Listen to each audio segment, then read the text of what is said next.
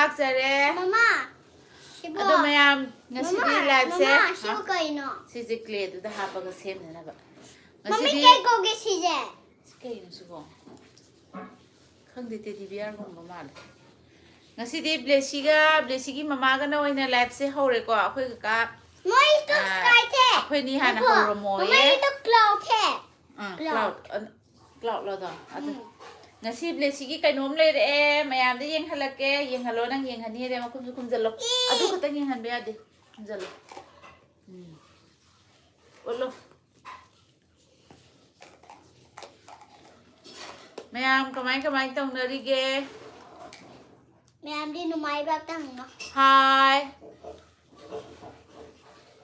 ꯁꯔꯖꯤꯠ ꯅꯤꯡꯊꯧꯖꯝ ꯍꯥꯏ ꯁꯔꯖꯤꯠ ꯍꯥꯏ ꯁꯔꯖꯤꯠ ꯍꯥꯏ mom ꯍꯥꯏꯔꯛꯑꯦ ꯍꯥꯏ mom ꯍꯥꯏ mom ꯑꯗꯤ ꯑꯩꯈꯣꯏꯗ ꯍꯥꯏꯔꯛꯄꯅꯦ ꯍꯥꯏ ꯃꯣꯝ ꯑꯩꯁꯦ ꯄꯥꯕꯁꯦ ꯕ꯭ꯂꯦꯁꯤꯒꯤ ꯄꯄꯥ ꯂꯥꯛꯑꯀꯥꯟꯗ ꯑꯣꯏꯅ ꯄꯥꯔꯒꯦ ꯑꯩ ꯁꯨꯛꯇꯣꯛꯑꯒ ꯄꯥꯔꯔꯣꯏꯒꯦ ꯀꯩꯒꯤꯅꯣꯗꯅꯦ ꯃꯤꯠꯁꯦ ꯀꯣꯛ ꯍꯦꯛꯇ ꯉꯥꯎꯋꯦꯕ ꯃꯤꯠ ꯁꯣꯛꯇꯕ ꯁꯥꯕꯗ ꯍꯥꯏꯔꯛꯑꯦ ꯃꯌꯥꯝ ꯀꯩꯀꯩ ꯃꯊꯦꯜ ꯆꯥꯟꯅꯔꯒꯦ ꯑꯩꯈꯣꯏꯗꯤ ꯉꯁꯤ ꯃꯁꯔꯨꯝ ꯌꯥꯎꯔꯝꯃꯦꯀꯣ ꯉꯁꯤ ꯉꯥꯏꯍꯥꯛ ꯍꯣꯏꯅꯦ ꯃꯊꯣꯏ ꯕ꯭ꯂꯦꯁꯤꯒꯤꯗꯨ ꯉꯁꯤ ꯁꯤ ꯀꯩ ꯃꯥꯜꯂꯤ ꯃꯌꯥꯝ ꯒꯦꯁ ꯇꯧꯔꯛꯑꯣ ꯍꯥꯏꯒꯅꯣ ꯃꯤꯉꯣꯟꯗ ꯃꯣꯏꯗ ꯍꯥꯟꯅ ꯍꯪꯒꯗꯕꯅꯤ ꯇꯨ ꯕ꯭ꯂꯦꯁꯤꯒꯤ ꯕꯥꯜꯇꯤꯟ ꯃꯆꯥ ꯑꯃ ꯌꯥꯎꯔꯝꯃꯦ ꯃꯥ ꯌꯥꯝ ꯄꯥꯝꯖꯩꯌꯦꯅ ꯂꯩꯔꯦ ꯁꯤ ꯀꯩ ꯃꯥꯜꯂꯤ ꯃꯌꯥꯝ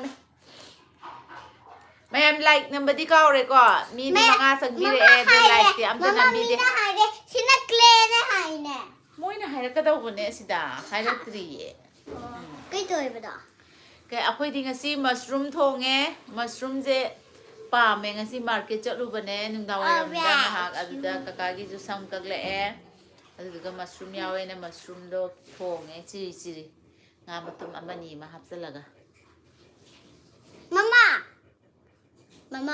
ꯀꯅꯥ ꯌꯥꯝꯅ ꯍꯥꯎꯕꯅꯤꯗ ꯃꯃꯥ ꯍꯥꯎꯋꯦ ꯍꯥꯔꯗꯁꯟ ꯍꯣꯏꯒꯤꯗꯤ ꯀꯩ ꯏꯟꯖꯥꯡ ꯆꯥꯔꯒꯦ ꯉꯥꯏꯈꯣ ꯃꯊꯣꯏ ꯃꯃꯥ ꯁꯤꯅ ꯃꯤ ꯃꯌꯥꯝꯅ ꯀ꯭ꯂꯦ ꯍꯪꯉꯕ ꯍꯜꯂꯣ ꯃꯌꯥꯝ ꯀꯩꯀꯩ ꯍꯜꯂꯣ ꯃꯌꯥꯝ ꯑꯩꯈꯣꯏꯅ ꯃꯁꯔꯨꯝ ꯆꯥꯔꯦ ꯃꯁꯔꯨꯝ ꯀꯥꯡꯍꯧ ꯆꯥꯔꯦ ꯀꯥꯡꯍꯧ ꯅꯠꯇꯦ ꯊꯣꯡꯕꯅꯦ ꯀꯩꯀꯩ ꯃꯊꯦꯜ ꯆꯥꯟꯅꯔꯒꯦ ꯑꯩꯈꯣꯏ ꯀꯩ ꯃꯊꯦꯜ ꯆꯥꯔꯒꯦ ꯃꯌꯥꯝꯗꯤ ꯀꯩꯀꯩ ꯃꯊꯦꯜ ꯆꯥꯟꯅꯔꯒꯦ ꯃꯃꯥ ꯁꯤꯕꯨ ꯀꯩꯅꯣ ꯑꯩꯉꯣꯟꯗ ꯍꯪꯒꯅꯨ ꯃꯌꯥꯝꯗ ꯍꯪꯉꯣ ꯃꯌꯥꯝ ꯁꯤꯕꯨ ꯀꯩꯅꯣ ꯌꯦꯡꯉꯣꯀꯣ ꯁꯤꯕꯨ ꯀꯩꯅꯣ ꯇꯨ ꯍꯥꯔꯗꯁꯟꯗꯤ ꯅꯣ ꯆꯥꯗ꯭ꯔꯤ ꯍꯥꯏꯕ꯭ꯔꯥ ꯀꯩꯅꯣꯝ ꯍꯥꯏꯔꯤ ꯍꯥꯔꯗꯁꯟ ꯁꯤꯉꯣ ꯀꯩꯅꯣ ꯁꯤꯕꯣ ꯍꯥꯔꯗꯁꯟ ꯀꯛꯀꯥ ꯍꯥꯏꯌꯣ ꯀꯛꯀꯥ ꯍꯥꯔꯗꯁꯟ ꯁꯤꯕꯨ ꯀꯩꯅꯣ ꯍꯥꯏꯔꯛꯑꯅꯤ ꯍꯥꯏꯔꯕ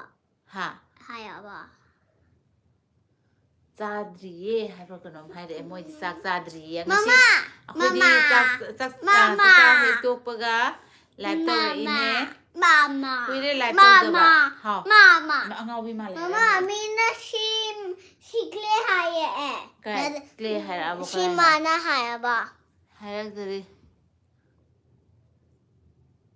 ꯕꯥꯜꯇꯤꯟ ꯑꯣꯏꯔꯦ ꯍꯥꯏꯔꯛꯑꯦ ꯕꯥꯜꯇꯤꯟ ꯑꯣꯏꯔꯦ ꯀ꯭ꯂꯦ ꯃꯅꯨꯡꯗ ꯌꯥꯎꯋꯦ ꯀ꯭ꯂꯦ ꯑꯩ ꯈꯣꯒꯧꯔꯛꯆꯒꯦ ꯍꯥꯏꯗꯤ ꯃꯣꯏ ꯃꯈꯟ ꯌꯥꯍꯧꯋꯦꯕꯀꯣ ꯑꯗꯩꯗ ꯕꯥꯜꯇꯤꯟꯒꯤꯁꯦ ꯃꯥ ꯑꯅꯧꯕ ꯑꯣꯏꯕꯒꯤ ꯍꯥꯟꯅꯗꯤ ꯃꯥꯒꯤ ꯃꯄꯥꯛ ꯑꯣꯏꯕꯗꯣ ꯑꯗꯨ ꯑꯣꯏꯅ ꯂꯩꯕꯅꯦꯕ ꯑꯗ ꯕꯥꯜꯇꯤꯟꯒꯤꯁꯨ ꯌꯥꯎꯋꯦ ꯍꯥꯏꯕꯗꯨꯗ ꯃꯥꯅ ꯕꯥꯜꯇꯤꯟꯒꯤꯁꯦ ꯄꯥꯝꯃꯦꯅ ꯕꯥꯜꯇꯤꯟꯒꯤꯁꯦ ꯑꯣꯏꯅ ꯂꯧꯔꯦ ꯀ꯭ꯂꯥꯎꯗꯅꯦꯌꯦ ꯀ꯭ꯂꯥꯎꯗ ꯁꯦꯝꯅꯕꯅꯦꯌꯦ ꯑꯃꯃꯝ ꯀꯂꯔ ꯑꯃꯃꯝꯗꯣ ꯄꯨꯊꯣꯛꯑ ꯌꯦꯡꯍꯜꯂꯣ ꯐꯖꯕ꯭ꯔꯥ ꯍꯪꯉꯣ blue light blue red ꯑꯩ ꯁꯨꯛꯇꯣꯛꯑꯒ ꯄꯥꯔꯔꯣꯏꯒꯦ ꯑꯩ ꯎꯁꯨ ꯎꯗ꯭ꯔꯦ yellow ꯑꯗꯨꯒ ꯑꯩ ꯁꯨꯃꯥꯏꯅ ꯁꯨꯛꯇꯣꯔꯛꯏꯗꯣ ꯄꯥꯔꯤꯅꯦꯕꯀꯣ ꯑꯩ ꯄꯥꯔꯔꯣꯏꯒꯦ ꯃꯃꯥ orange ꯑꯣꯔꯦꯟꯖ ꯀꯂꯔꯅꯦꯌꯦ purple ꯄꯔꯄꯜ green ꯌꯥꯎꯗ꯭ꯔꯦ ꯑꯩꯒꯤ ꯏꯁꯤꯡ ꯍꯥꯞꯅꯕ ꯑꯣꯏꯖꯔꯦ ꯀꯅꯥꯅꯣ ꯍꯦꯜꯂꯣ ꯑꯝꯗꯤ ꯍꯥꯏꯔꯛꯑꯦ ꯍꯦꯜꯂꯣ ꯃꯁꯤ ꯏꯁꯤꯡ ꯍꯥꯞꯇꯣꯏꯅꯤꯀꯣ ꯍꯣꯏ ꯍꯦꯜꯂꯣ ꯑꯝꯇ ꯍꯥꯏꯔꯛꯑꯣ ꯅꯠꯇꯦ ꯏꯁꯤꯡ ꯍꯥꯞꯅꯕ ꯅꯠꯇꯦ ꯁꯤ ꯀ꯭ꯂꯦ ꯃꯌꯥꯝꯁꯦ ꯍꯥꯞꯅꯕ ꯃꯃꯥ ꯁꯤ ꯍꯦꯛ ꯀ꯭ꯂꯦ ꯃꯥꯡꯕꯗ ꯁꯤꯗ ꯏꯁꯤꯡ ꯍꯥꯞꯄꯅꯦ ꯍꯣꯏ ꯀ꯭ꯂꯦ ꯃꯥꯡꯍꯟꯕ ꯌꯥꯗꯦ ꯑꯗꯨ ꯂꯣꯏ ꯍꯥꯞꯆꯜꯂꯣ ꯑꯗꯨꯗ ꯍꯥꯞꯆꯟꯒꯦ ꯇꯨ ꯀꯅꯥꯅꯣꯝꯅ ꯂꯞ ꯁꯥꯏꯟ ꯇꯧꯔꯛꯑꯦ ꯇꯨ ꯈꯪꯗꯦ ꯑꯃꯨꯛ ꯂꯥꯛꯑꯦ ꯅꯈꯅꯤꯡꯒ ꯀꯧꯒꯤ ꯅꯐꯝ ꯑꯗꯨꯗ ꯄꯥꯄꯤ 생기 모양의 바비. From the to the baby. How are you hangge? I am fine, thank you. I am 4 years old. Adudi hangagtida. Blessy. Oil is clean with as ay nga mara pa ba maya ay kupa din nuk nga man Ay, oh my god. Light blue. hello maya kay kimatin sana ra Maya siya kulay ulat kay ko mo to. isa yam tan sa turo na Ne ko ano siulan niya. ado hindi Ano siulan niya ba? Khoi live se ni thousand che men pik mabok la mabok na hai blessy hai Mama mabuk simpai. mabok sen pai na te sin che na yo na ba to adu che men pik ho che men pik to Tu mami. mabok sa sara ba hango Mabuk nangi sa samay nang lay bigay ko.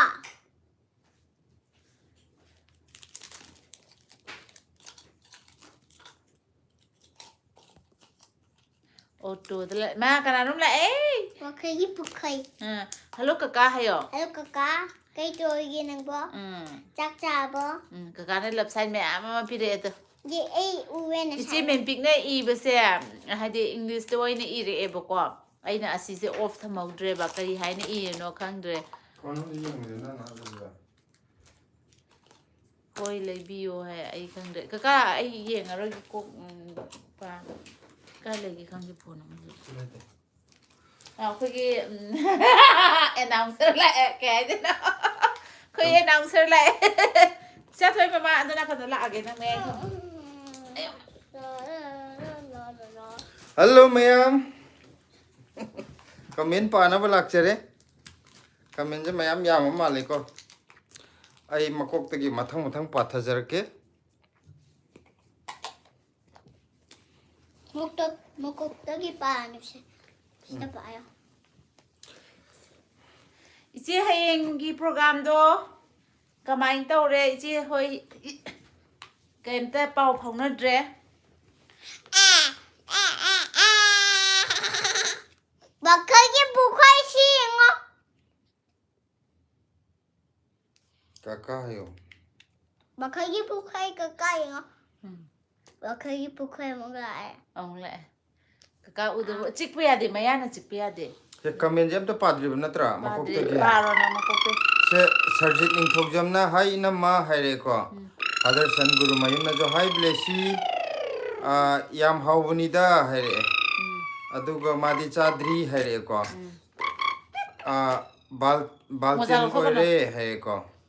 Aduga humble na jo hey how are you guys hai re ko. Chak charabo hange.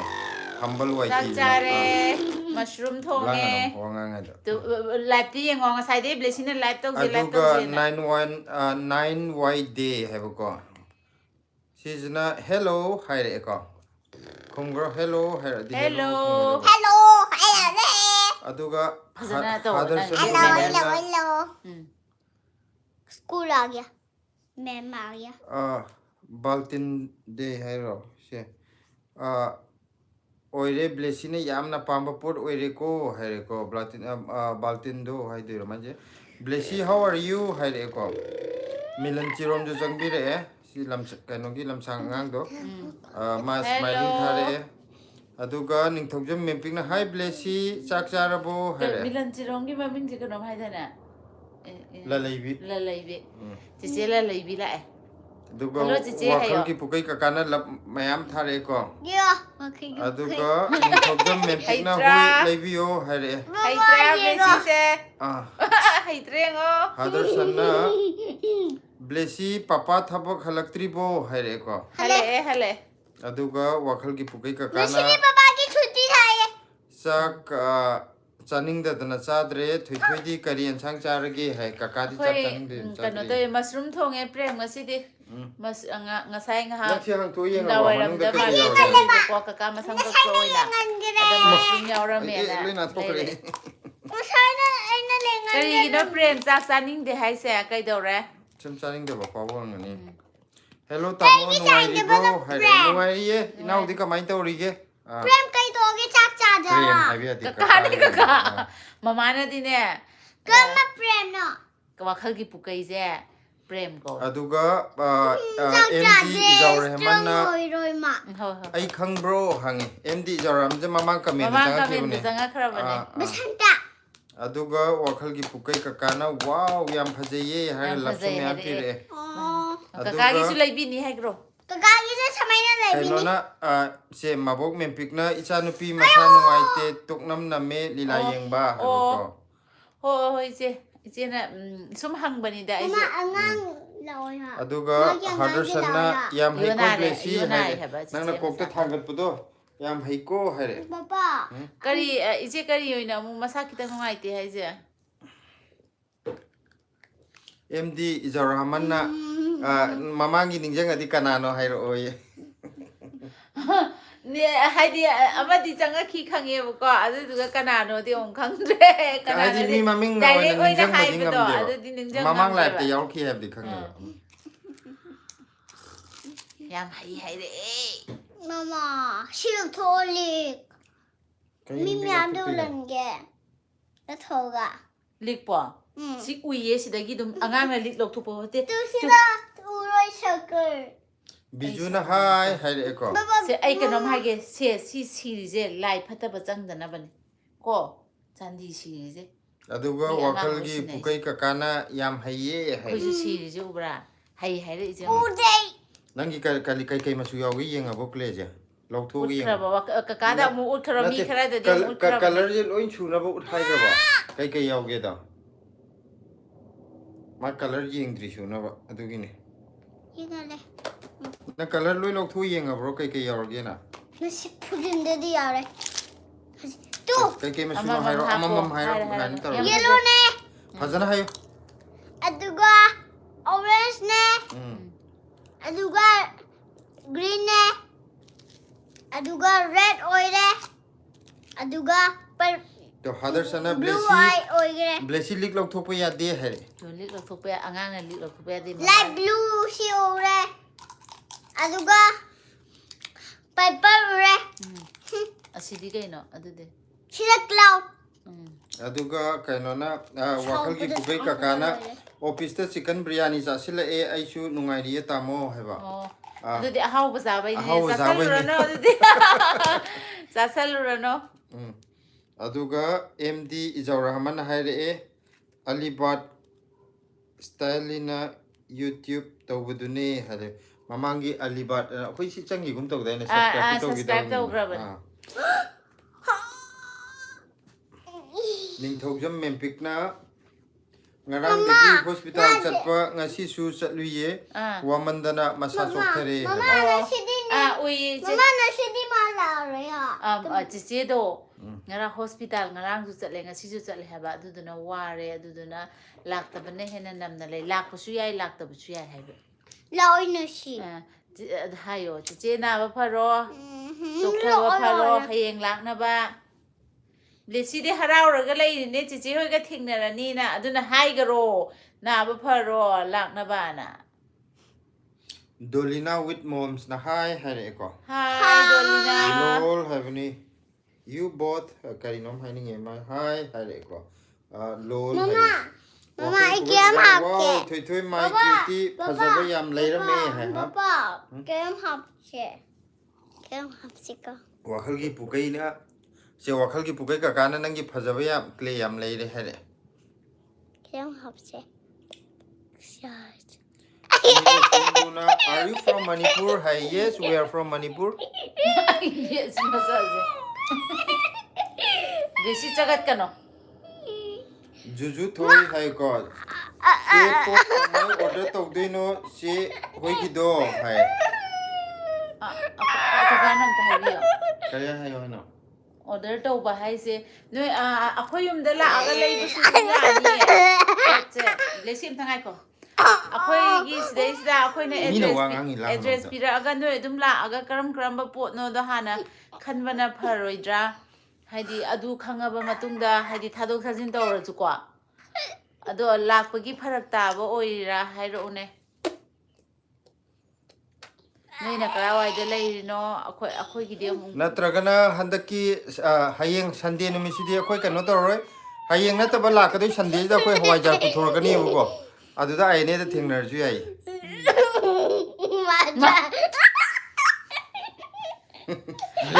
ꯕ꯭ꯂꯦꯁꯤ ꯃꯌꯥꯝ ꯊꯣꯛꯂꯦ MD ꯏꯖꯧꯔꯦ ꯃꯥꯅ ꯕ꯭ꯂꯦꯁꯤꯒꯤ photo ꯃꯌꯥꯝ ꯊꯥꯔꯛꯑꯦ Baba, I'm not like you. My sister says you must be ꯕ꯭ꯂꯦꯁꯤ ꯑꯩ ꯍꯩꯅꯗꯦ father Sanchar ꯃꯅ ꯏꯪꯕꯗꯤ ꯀꯃꯥꯏꯅ ꯇꯧꯔꯒꯦ ꯕ꯭ꯂꯦꯁꯤ ꯍꯥꯏ ꯏꯪꯕ ꯌꯥꯝꯅ ꯐꯔꯦ ꯏꯪꯕꯁꯤ ꯌꯥꯝ ꯐꯔꯦ ꯍꯧꯖꯤꯛ ꯋꯦꯗꯔ ꯌꯥꯝ ꯅꯨꯡꯉꯥꯏꯕ ꯃꯇꯝꯗ ꯑꯣꯏꯔꯦ ꯃꯃꯥꯁꯤ ꯃꯁꯛ ꯐꯖꯊꯣꯛ ꯂꯩꯔꯦ ꯑꯩ ꯂꯣꯏ ꯎꯠꯄ ꯑꯗꯨ ꯁꯤ ꯌꯥꯝ ꯍꯩꯅꯗꯦꯕ ꯁꯤ ꯃꯁꯛꯁꯦ ꯍꯧꯖꯤꯛ ꯗꯦꯜꯂꯤꯒꯤ ꯋꯦꯗꯔ ꯌꯥꯝ ꯅꯨꯡꯉꯥꯏꯕ ꯑꯗꯨ ꯑꯣꯏꯔꯦ ꯕ꯭ꯂꯦꯁꯤ ꯁꯤ ꯍꯥꯄꯛꯑꯅꯨ ꯃꯤꯅ ꯆꯩꯔꯛꯑꯅꯤ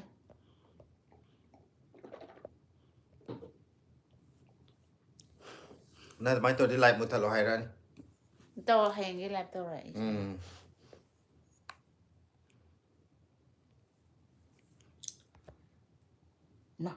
ꯃꯌꯥꯝ ꯑꯃꯁꯨ ꯊꯣꯛꯂꯛꯑꯦ sini kamu oh lens ya ini ya sih di ada taruh nih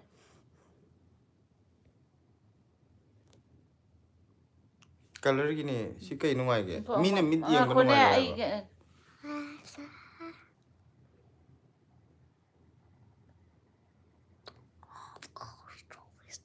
si ada dah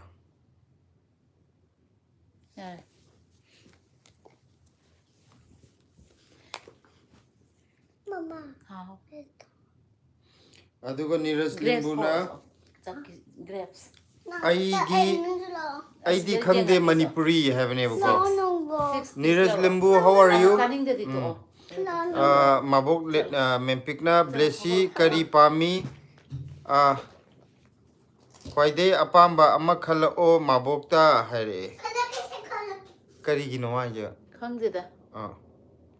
Juju thoina hoiche aine da oina thengnarase hai aduna farani hawaijarju puthorani handakti hawaijarju maru akupadu selabne bako maru akupadu leire adu kainogi hayeng jina taba mathangi sande jida akhoi aine da hawaijar maru akupaduna kaino to buju hobuju puthorage adagi jana pi mayamam ju puthorani aduga ꯑꯩꯈꯣꯏꯒꯤ surprise ꯄꯣꯠ ꯑꯃꯁꯨ ꯄꯨꯊꯣꯔꯛꯀꯅꯤ ꯃꯌꯥꯝꯅ expect ꯇꯧꯗꯕ ꯄꯣꯠ ꯑꯣꯏꯔꯝꯒꯅꯤꯀꯣ ꯁꯟꯗꯦ ꯃꯊꯪꯒꯤ ꯁꯟꯗꯦꯁꯤꯗ ꯑꯗꯣ ꯑꯩꯈꯣꯏꯅ ꯄꯣꯠ ꯌꯣꯟꯕ ꯃꯇꯝꯗ ꯁꯤꯞ ꯍꯋꯥꯏꯖꯥꯔ ꯈꯛꯇ ꯅꯠꯇꯦꯀꯣ ꯃꯌꯥꯝꯅ ꯌꯥꯝꯅ ꯄꯥꯝꯅꯕ ꯁꯔꯄ꯭ꯔꯥꯏꯖ ꯑꯃ ꯍꯧꯖꯤꯛ ꯄꯣꯠꯇꯨꯗꯤ ꯍꯥꯏꯗꯣꯛꯈꯤꯔꯣꯏ ꯑꯗꯨꯒ ꯁꯟꯗꯦ ꯃꯊꯪꯒꯤ ꯁꯟꯗꯦꯗ ꯃꯌꯥꯝ ꯀꯔꯤꯅꯣꯗꯣ ꯈꯪꯃꯤꯟꯅꯔꯁꯦ ꯅꯛꯁꯜꯂꯛꯑꯀꯥꯟꯗ ꯍꯥꯏꯔꯛꯑꯒꯦ ꯑꯗꯣ ꯍꯧꯖꯤꯛꯇꯤ ꯍꯥꯏꯗꯣꯛꯈꯤꯔꯣꯏ ꯀꯌꯥꯝ ꯄꯨꯔꯛꯏꯅꯣ ꯀꯩꯅꯣ ꯁꯤꯕꯣ ꯌꯥꯝꯃꯜꯂꯦ ꯒ꯭ꯔꯦꯞꯔꯣ wakalgi pukaina thoi kaka off lairage ko tamo ite manana off laijarage hai hoi hoi phare kero potharo prem potharo mathang da mu thengnarje ko aduga niras limbuna love from nepal have ne thank you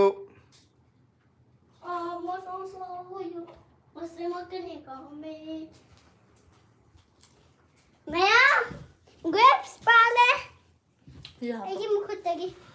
aduga Muhammad Ijau Rahmana yam nungaye isa nupi se lakna budi khara wai ko lakna bakwan Bivasna Nepali hai ko Bivas no we are Manipuri we are from Manipur Makandar Thangshu hai hi kaka hi moza tongge hello grapes are moza tong ni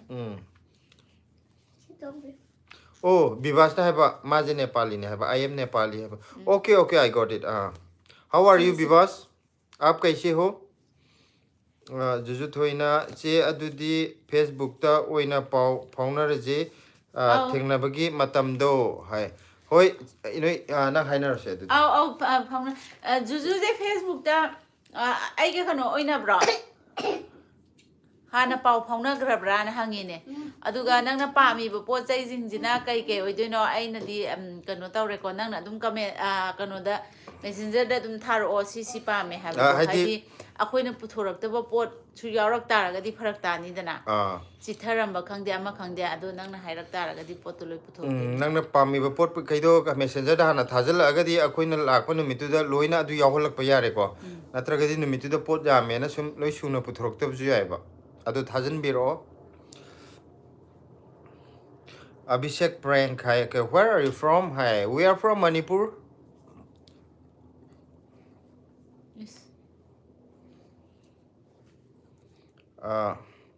Juju thoina hoi che haire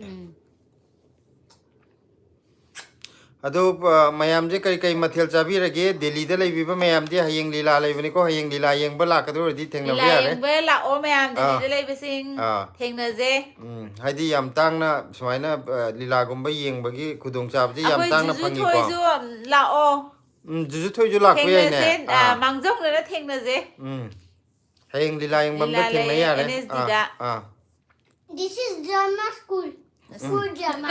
National School of Drama hayo This is school na drama. This is not national National drama school.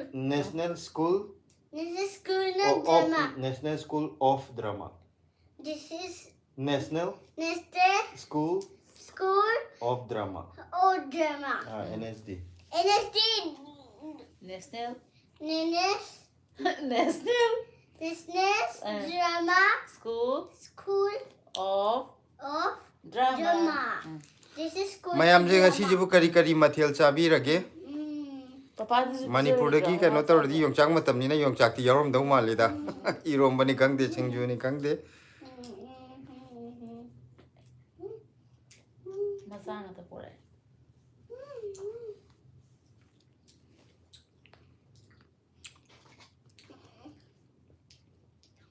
Baba, Lee 3814 na I am from Assam what about you hai ko we are from Manipur How are you Lee Kente siya magtaga di ay pa Jam mempik na Hawai thampak pi thonge yongchak singju amaga haithare ngasi di hai hauthare adu ni manja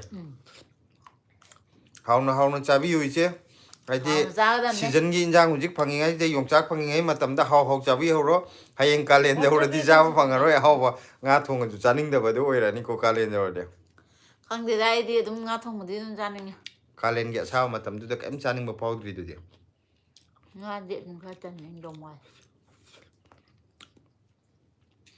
adu Lina are you Khasi I saw that lady wearing Khasi attire have ni ko nangi dress to we are Manipuri we are from Manipur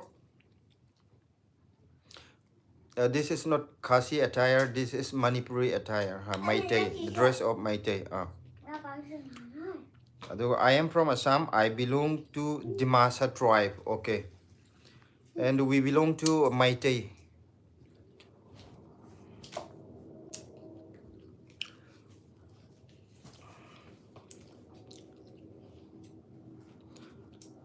Kano de hayeng leiba lila je peacemaker gi ne haigum di tawbuni ma'am ayum da di hogji kano tawbuni na khara irang di khidang ko nemdarak padi male ko haidi kano gi jaga kano gi champur sat kum bada badi irang kala ju tampak de di irang leita badi male sarkar simuk badagi Lee na hai I have a friend from Manipur Nong Thongbam Kairung Basing hey okay Nong Thongbam Kairung Basing hai we have the same surname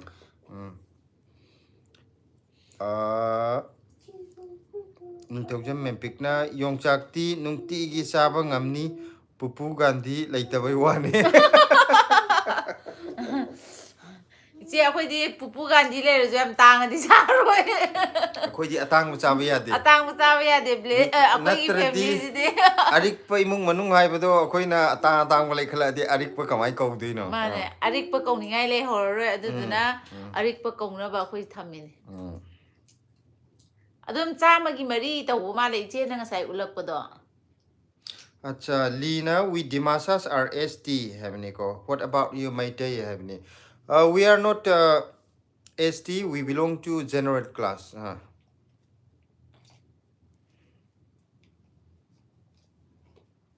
And by the way, how is the situations out there right now? Is everything normal, Haveni?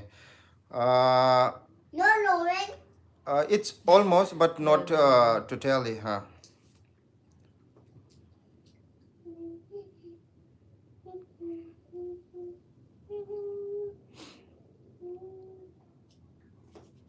Sna adudo yam ninyo. Nati ay may kamin Thôi cái hay ni ba? never. Thôi cái hay ni. May di kano yam mi di trying. Cái gì? Me trying to like try hay have. Mày làm like number cao re. Chỉ mình biết like number o. Khudum bi ani duna thak thak atap khachal o screen du da. Sasagi screen da double tap tawbiyo. Mày là anh đi tắc tắc tàu rồi nè. Mày làm ở khối cái like chẳng biết là yêu sinh se like âm tân nam biết re like cái tân nam biết o. Chăm một bộ yêu rồi bên nè like aduga. Chỉ mình biết năm cái. Sao biết chúng tôi re. Ako si degi ne. À khối đấy ra. Thoi thoi na nam yo ne. Mày làm like chỉ cái nam biết nín đâu ra khang de. Mapan yo gre tu 7 degi. Nam jan bi re. Mama si gamay na grab siya. No, hidak mali nanggi. Kakak papa gaya yo. Papa hidak mali siya. Grapes ka pa siya may no. Maya, papa hidak mali siya. Hoi Ang kami may amda para ko. adi papa gi dak cha guli cha de mai cha thok khar gya. Jod kira.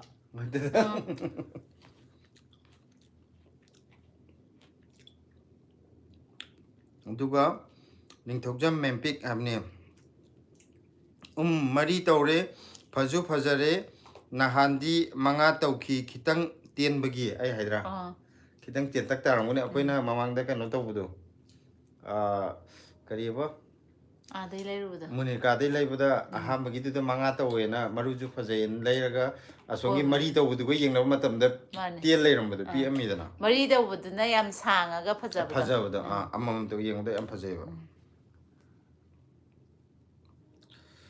nungsi thoibi as maming je yam phajai hai hai ko nungsi thoibi na Ai ji min pikta kai nom hai gi tora dum kawra sakhar.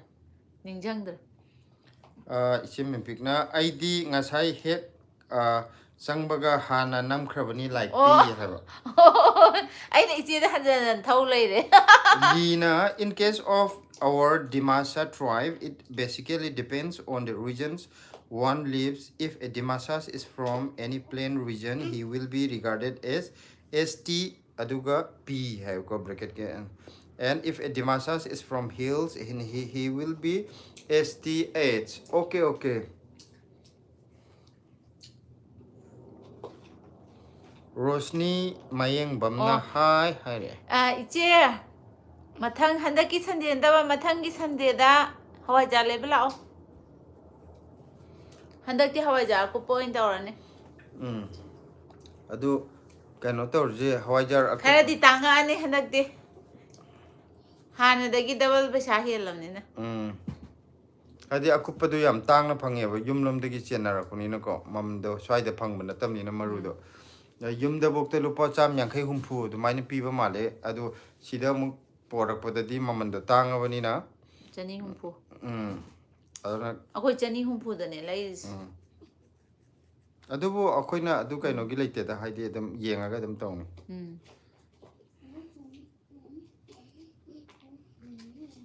Lina, for example, I am from the hills, so I am STH, but currently living in plain. Okay. P stands for plain. I didn't know that.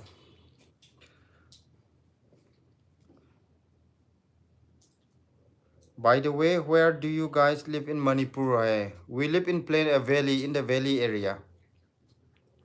But right now we are staying in Delhi, but we belong to Manipur, Imphal, the valley area. Ning thojam mempik na laktoi ne angonda bu tang na pibang ambre yenge hai. See that is free the people as gone one day. इसीददी याम तांगना दि पिरोइदा अदो खंगना चानाबदगी सेनमांग फुगत केना दि खल्ली अदे हदकी हवाई jar जे खरदी मांग रनी अदुबु खंगना चानाबा मी लाकपदैदि मांगदनबदि होनरनी आइतारे अदुगा पोट सरप्राइज ओबा पोट अमसु यावरकनी इचे हजिकति हाइदोखिरोय अदुसु लैबा लाकदबनी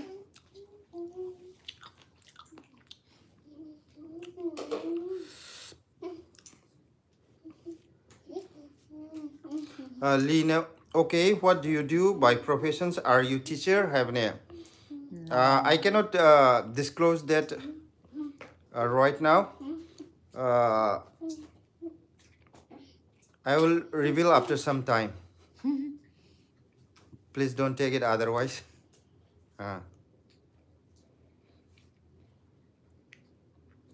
Kaka, Nene, good morning. Hare Baruna. Barun je akhoi akano da leibado. Africa ram Tanzania dra keno leibado. Good morning Barun. Kamai to rige Barun je. Akhoi di hazi good night oye bako adusu Barun gi di good morning adum hairage. Ado Barun kamai to rige nungai ribo.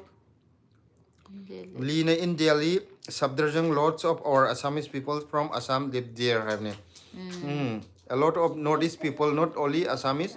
Yeah, a lot of Assamese are also there, but a lot of Manipuris also are there. I have been Delhi several times.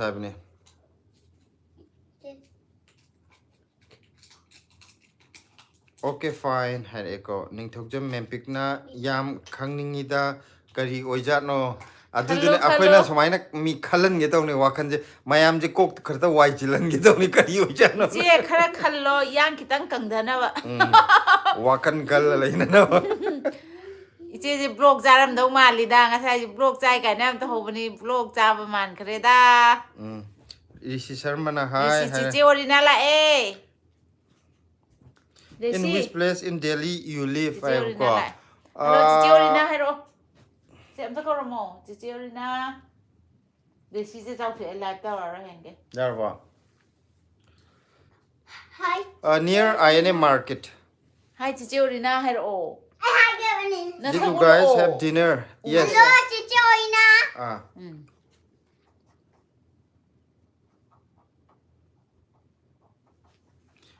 We already have it. So what about you, Lee? Rishi Sharma na bye. Hi, Rishi Orina. Bye.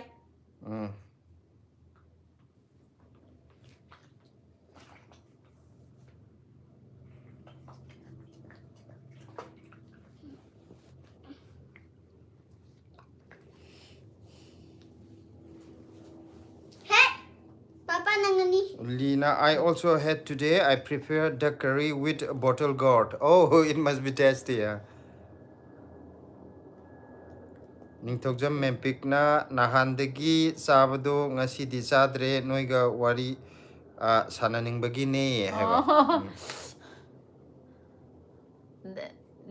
Angang do masa kano to bro iche yamna nuaita bro haidi chokthaba gi khaktaro natraga atopa nuaita bi yaw bro.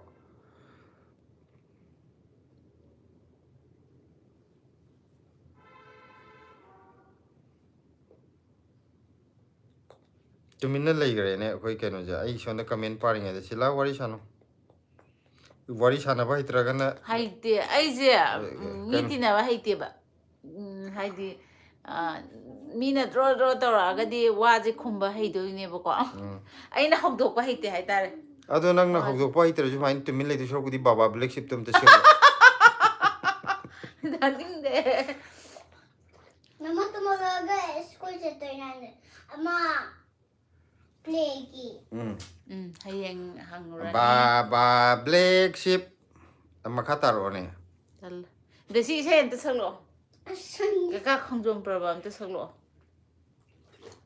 nang hana khulang si solo ai haite ai diam ta nang thakpa da han nge no nang na khwai da gi tan kai na sakpa isai imta salo am ta haite tan am ta kai de ai tan am ta kai dia Mama na kani am ta pashi Sarjit ning thokjam na dada ingdro fruit hap litli do hai kabak ting ye do ka manung ni na hojik se kano ing bagi changdi am handare bu ko nate mai ing da ba sari ni aina mit sok da ba sa ba sumai na mayam ga live tawradi inga ju khanga ge ni ajo tawrabni Serjit kay injang sarage. Serjit je ko ngasay changa Lina, I have never been to that restaurant, but have you guys gone there? Yes, many times. Ningthogjam mempikna ngarang do saksu saba nangdre aduna khara chokthaba masado. Okay. Chak kan tormina adu waram gani angang do. Kano ta ugi ngani dialysis to ugi. tan win jare ga ngasay. Adu shu akhoi di tan phana char ju chak cha hogdab je. Ate adu digi oramani haba. DK Singh Huidromna haire please stay safe and healthy. Love from Tawang, Kanglai Park, Imana Yaipare hai. Yaipare am nungaire Tawang degi ju yeng birapa khwai degi haidi phajaba North East ki mafam phajaba jingi manungda ama oiriba Tawang da leibiri je yam nungairam gani ko haidi yam na phajaba jaga amda do sumaina nungsiba comment iwirapju thank you ekoi gi damuktagi ekoi gi site gi ju adumbu yam nungaina lei nanaba haidi ana yaudana leibina ba haijari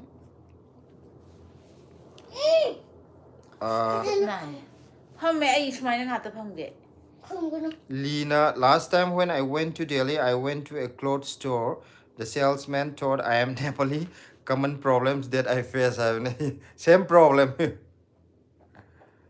Ningthogjam mempikna hospital dagi halaklaga dialysis amuk chatle as haidi pothaba nat kano togdana amma amuk chat tawdune angang da akan ba akoi bokta kitang chalu bajida ware adudi masangam da bangang dudi kai woramani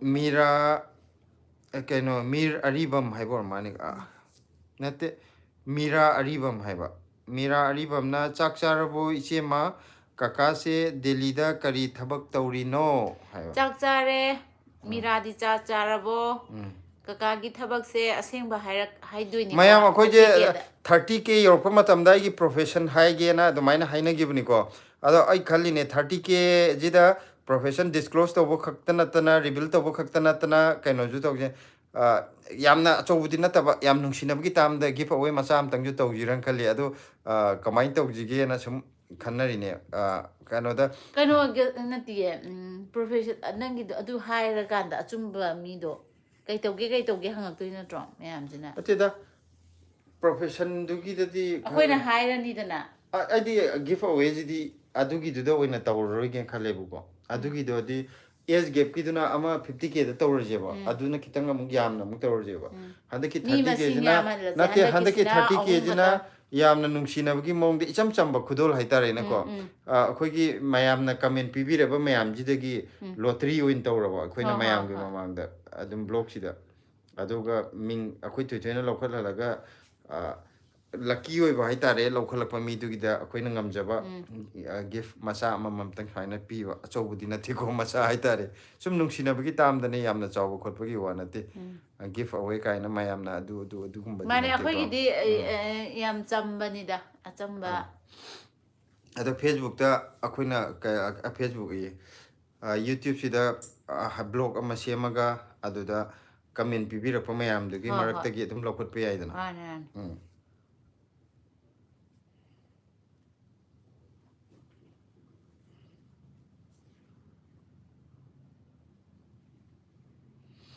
aduga luluna yam harawe live ubuda blessy nungsibi hare se nene lulu la e nahananga kanu to buda seran turan ngang budo nene nungairi bo haigra nanaw su yengi nanaw nungairi bro haigra dudi nangi batin ngi du utro kai lai nanaw kam to utro yengi piyo ning nan ngang bugi ina aduga Joy Chandra Lasang Themna hello hair eko hello Joy Chandra kai mathil chabi rage Louis original have maniko hello once again have hello Raja Sultana hi thoi have Rajia have Raja have Rajia Sultana koi ki kaino rom the yum pan program to budo kariba jiri rom da Aduga Nawa Gaming na Mama Papa Blessy welcome kari mathil charage haireko. Koi ngasi mushroom chare, mushroom thonge. Lina. Now what kai mathil chare? Lina, I said I am Assamese and I belong to Dimasa tribe. He said, oh, Assamese, really lots of Assamese are here in Delhi, especially in Sabdarjang. Aduga Luis Originena subscriber kayam yaurage habne Luis Origina.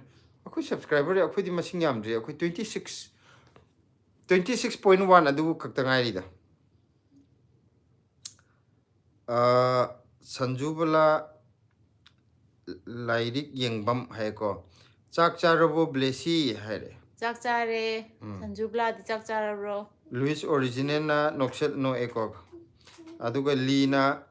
Hey, Dan said to me, I have an Assamese friend look like you, short and tough and always wears baggy clothes all the time. It's a boy living in Sabdarjang. Luis Originena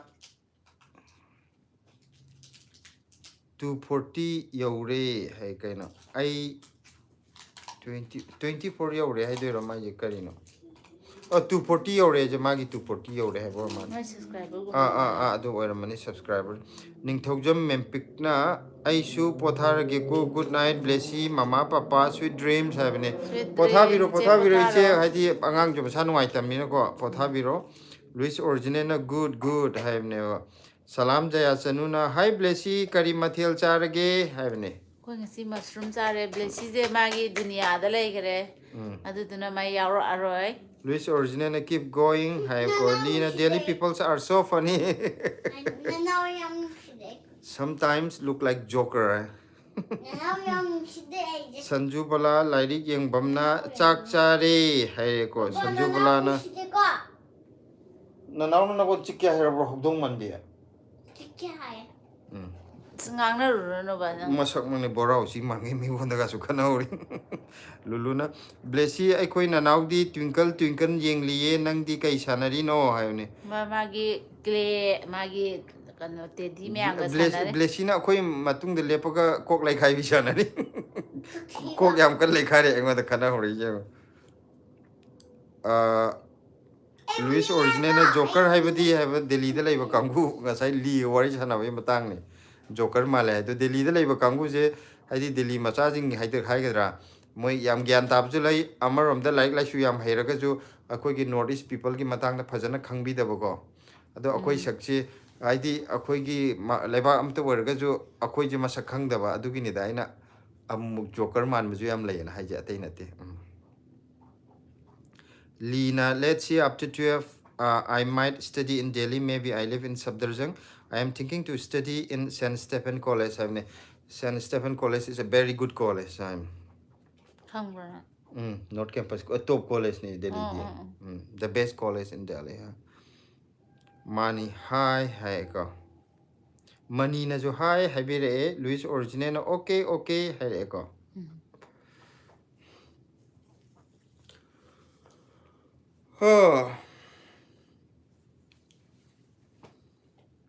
Lina, currently I am studying in class 11 humanities stream. Havne.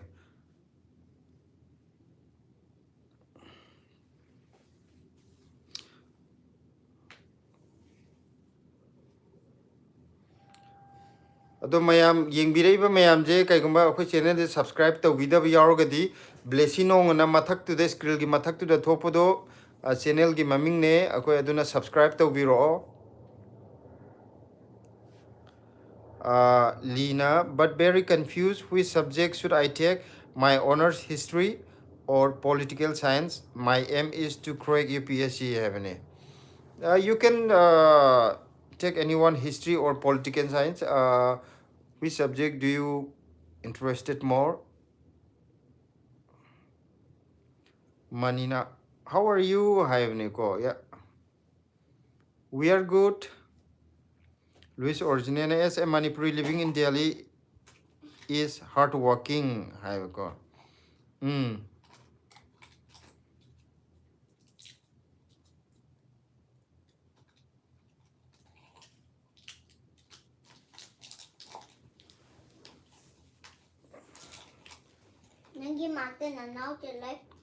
Aduga Lina, I think history would be better option having. It's depend on the individual. If you interested in history, then that will be a good option for you.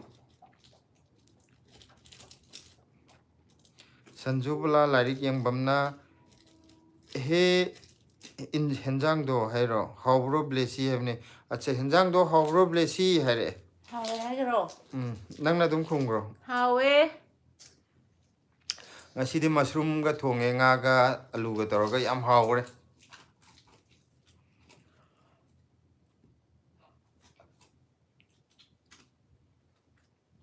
Kopi dam jemai hapje kya hote ho. Ngasi hapti da. Nti hapti Ado kaino gi ahan ma khun na waile min namba ina have singmai gi yam be sing haitare ne. Mana thongi be yam hawge bu ju. Kobi lai ne. Gajar ju kitang hape ko. Yaw san berang de kobi lai yaw ju mahi yaw de haun. Hoi mahi yaw de ba ji mahi sunga yaw de na te ba. Nang ngasi thongi do. Adu gi jam da mahi khara nanglap na haitare. Cauliflower hadi kobi lai ne, gajar ne. Aduga mushroom ga toroga na ai thonge ba yam hawe ado akoina thongda um taw ya ngamde ba mogi aina mi gi chana ba hai je lai simla gi de sabji to da loi mix to bodo adu hawe ha khamen drop sa ma mix sabji da adu hawe ba ado akoina adu chaman thongda moi ma haw di yong ngam Luis original na amado kari tawrige ye ma manung da clay kana sanari Lina maybe dual honors I might also take admissions in London, Cambridge. I go. Okay, good luck, all the best. Aduga Luis originena goodly hereko.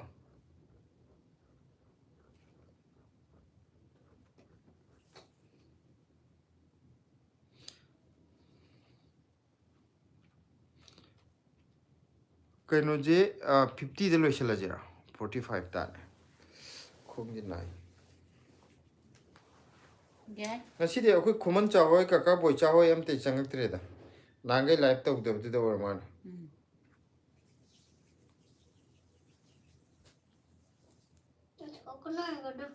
nang mon ge loi log ra ga ai gi nga thana ba kuch na re ga exercise kar ta ru gi isa ji khara phal lage na exercise to ru ne do kuch ha ga nangai exercise sung tok tok da bi da ngarang ji silana hek ta no mo de loi phal lage na exercise ta ru de ngasi tin tok ta na leng ya dre ma